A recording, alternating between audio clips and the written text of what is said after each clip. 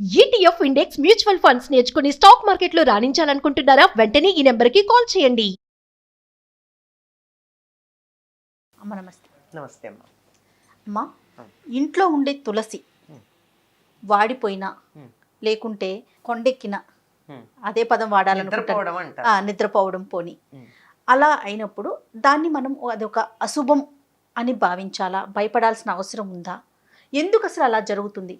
అమ్మ, తులసి మొక్క 2 ఏళ్ల కన్నా ఉండదమ్మా, అంతకన్నా ఉండదు. ఏ తులసి అయినానమ్మా? 2 రకాలు ఉంటాయి కదా, కృష్ణ తులసి 5 రకాలు ఉన్నాయి. ఏదైనా మహా అయితే 2 ఏళ్ళు, తర్వాత ఇంకొంచెం కొద్ది నెలలు, అంతకన్నా ఉండవు. ఆ చెట్ల వయస్సు అంతే. అది ఏమన్నా ఏళ్ల తరబడి ఉంటుందా? 10 ఏళ్ళు 15 ఏళ్ళు ఉండే చెట్ట కాదు కదా. ప్రతి చెట్టుకి ఒక ఆయువు అన్నది ఉంటుంది. అవునవును. అట్లా 2 మహా అయితే 3 ఏళ్ళు ఉంటాయేమో కూడా తెలియదు, కానీ అంతే. అయితే ఇది చాదస్తాలు ఎంతగా అయ్యాయంటే ఎవరో తుమ్మితే నా ముక్కు ఊడిపోయింది అనుకునేటటువంటి లోకం అయిపోయింది ఇది.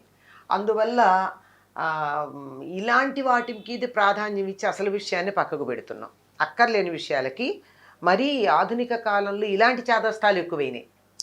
కానీ అయితే ఒకటి, తులసే కాదమ్మా, ఇంట్లో ఏ చెట్టైనా వాడిపోయిందంటే అర్థం ఏంటి? మనం దాన్ని శ్రద్ధగా చూసుకోలేదని అర్థం. అంతే, ఒక్కటే మాట. శ్రద్ధ తగ్గిపోయింది. అయితే తులసికి చూడాల్సిన శ్రద్ధ ఏమిటంటే దీనికి విపరీతంగా ఎరువులు అవి వేయరు. మంచినీళ్ళు, మామూలు నేల మంచినీళ్ళే పోయాలి. ఊరికే ఎక్కువగా ఎరువులు అవి వేయడం కాకుండా మంచినీళ్ళు పోస్తే చక్కగా ఎదుగుతుంది, అది తాజాగా ఉంటుంది. పైగా దానికి చలికాలం వస్తే ఆకులు ఒడిలిపోతాయి, దాన్ని నిద్రపోయిందంటారు. ఎందుకంటే తులసి చలిని తట్టుకోలేదు. అందుకే ఏం చేస్తాం, తులసి కోటలో ఒక చిన్న దీపం పెడతాం. తులసి కోటలో దీపం పెడితే ఏం జరుగుతుంది? ఆ తులసి కోట కొద్దిగా ఈ దీపానికి వేడెక్కి దానికి చలి తగ్గుతుంది. తులసి కోటలో దీపం పెట్టడంలో ఇంత అర్థం కూడా ఉంది, వేరే విషయాలన్నీ అటుంచి. అదే, అందులోనూ ముఖ్యంగా మనం ఎప్పుడు పెడతాం?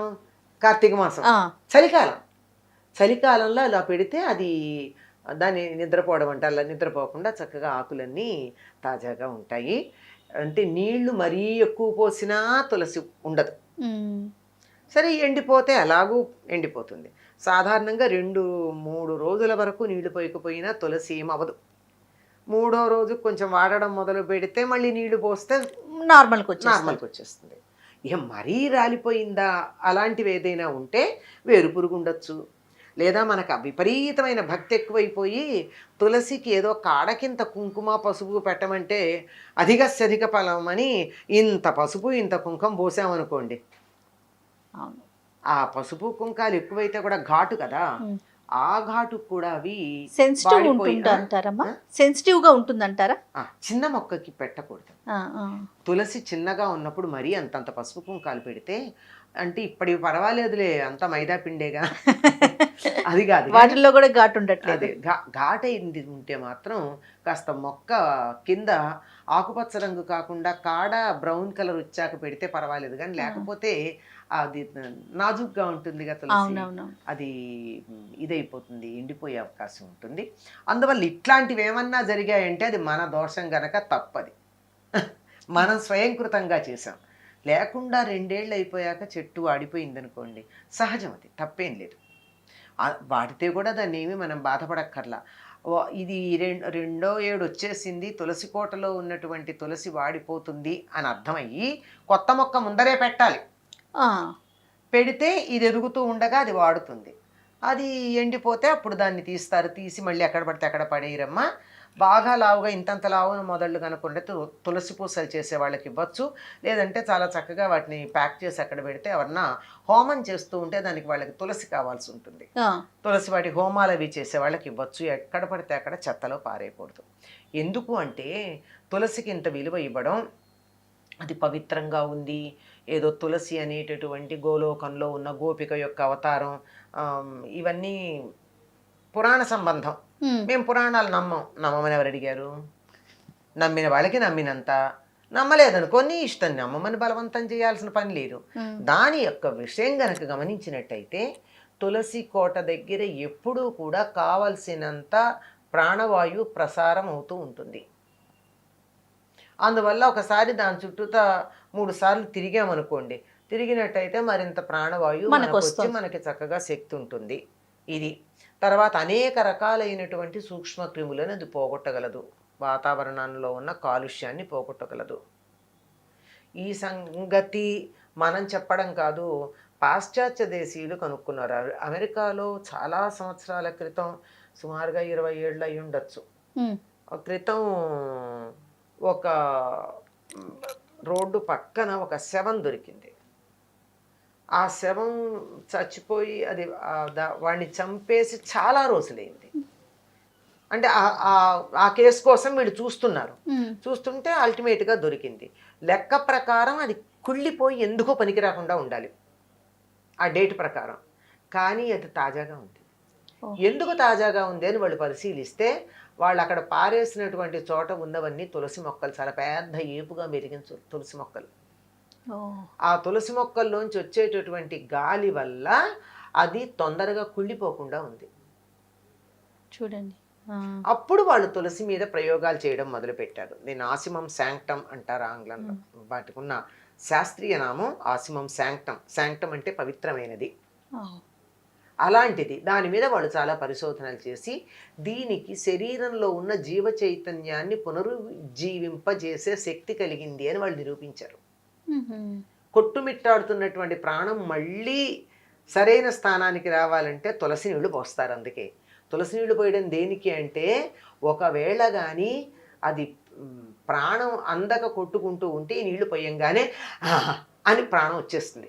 అవును, అందుకు పోస్తారు. పోతారని పోయడం కాదు, లోపల మళ్ళీ ప్రాణం ఏమన్నా అందుకుంటుందేమో అనడానికి. అంతటి శక్తివంతమైనటువంటిదమ్మ తులసి. అందుకే దీన్ని మనం పవిత్రమైందిగా భావించుకుని, అది పెట్టే కుండీకి ఏం పేరమ్మా? కోట. కోట. కోట అంటే ఏమిటి అర్థం? రక్షించేదని అర్థం. తులసి కోట ఉందంటే మనని కోటలాగా రక్షిస్తుందని. ఇన్ని ఆరోగ్య విషయాలని ఇందులో పెట్టి మనకి చెప్తే అది చేదస్తాం. దీనివల్ల ఏమొస్తుంది? ఏమీ రాదు. రాదంటే రాదు. తులసి ఇంట్లో ఉంది అంటే ఒక వైద్యుడు ఉన్నట్టే.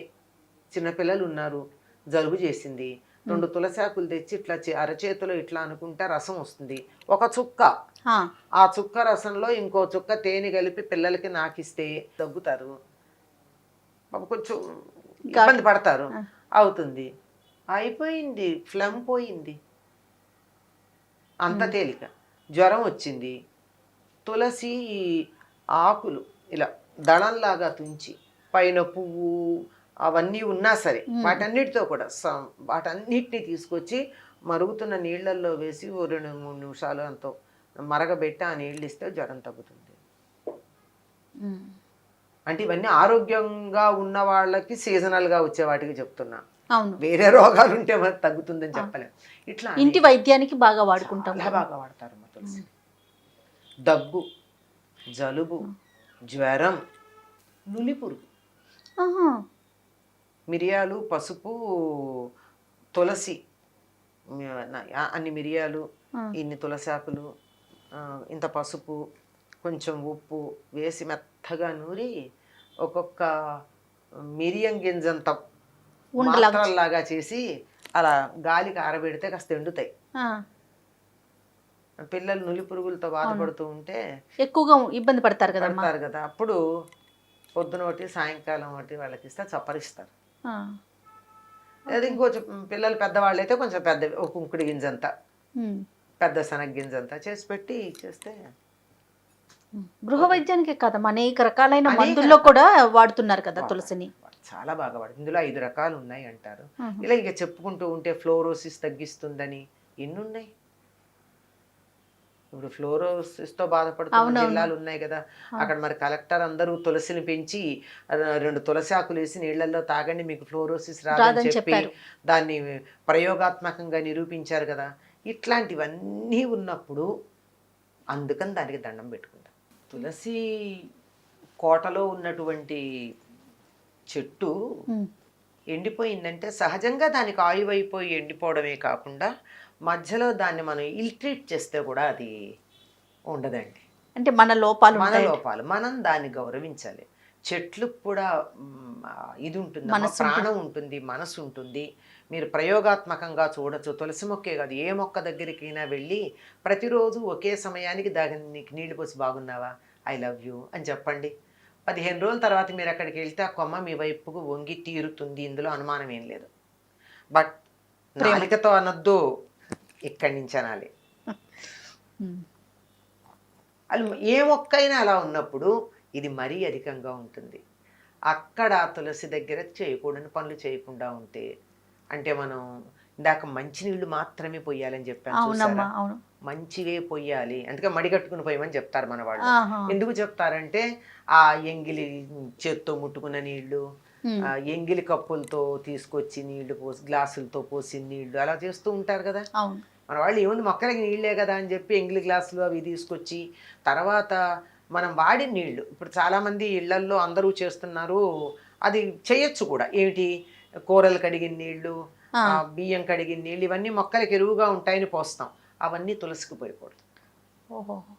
అందుకు నేను మంచినీళ్ళు మాత్రమే అని చెప్పి, ఇవన్నీ ఎరువులాగా ఉంటాయి కనుక మిగిలిన మొక్కలన్నిటికీ పోయొచ్చు. తులసికి మాత్రం వద్దంట. తులసికి మాత్రం మీరు శుచిగా ఉండి శుచిగా ఉన్న నీళ్లు పోస్తేనే అది బతుకుతుంది. ఒకవేళ మన ఇంట్లో అట్లా అయ్యింది అంటే తప్పనిసరిగా మనం దాన్ని ఏదో కొంచెం గౌరవించలేదన్నమాట. లేదా అశుచిగా ఉన్న వాళ్ళు ఎవరైనా దగ్గరగా వచ్చినా కానీ తులసి ఎండిపోతుంది. కొంచెం ఎవరు పడితే వాళ్ళు ఎప్పుడు పడితే అప్పుడు తులసి దగ్గరికి రాకుండా చూసుకోండి, అంతే. తప్పకుండా అమ్మా. నమస్తే. నమస్తే. ఇక ఈ వీడియో కనుక మీకు నచ్చినట్లయితే లైక్ చేయండి, షేర్ చేయండి. మరిన్ని ఇంట్రెస్టింగ్ వీడియోస్ కోసం మా ఛానల్ని సబ్స్క్రైబ్ చేసుకోండి.